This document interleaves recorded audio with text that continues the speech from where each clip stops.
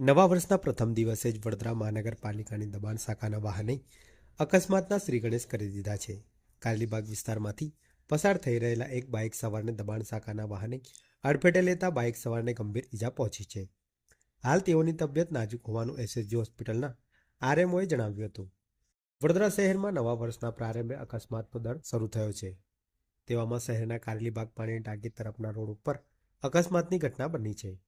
દબાણ શાખાના વાહને અકસ્માત સર્જ્યો છે. દબાણ શાખાના વાહને બાઇક ચાલકને ટક્કર મારતા બાઇક સવાર રોડ ઉપર ફંગોળાઈ ગયો હતો. અકસ્માતની ઘટના બનતા બનાવ સ્થળે લોકટોળા એકત્ર થઈ ગયા હતા. બનાવની જાણ થતાં જ કુંભારવાડા પોલીસ આવી હતી. જ્યારે ઇજાગ્રસ્ત બાઇક સવારને સારવાર અર્થે વડોદરાની એસએસજી હોસ્પિટલમાં ખસેડવામાં આવ્યો છે, જ્યાં તેની હાલત નાજુક હોવાનું જાણવા મળ્યું છે.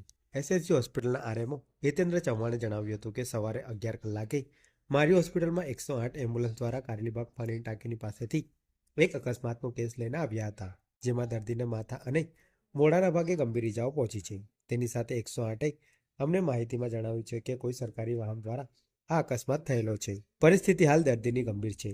એની બધી ટાઈપની અમારા સ્પેશિયાલિસ્ટ ડોક્ટર દ્વારા તમામ પ્રકારની સેવા આપવામાં આવી રહી છે અને દર્દીનો જીવ બચાવવાની કોશિશ ચાલી રહી છે.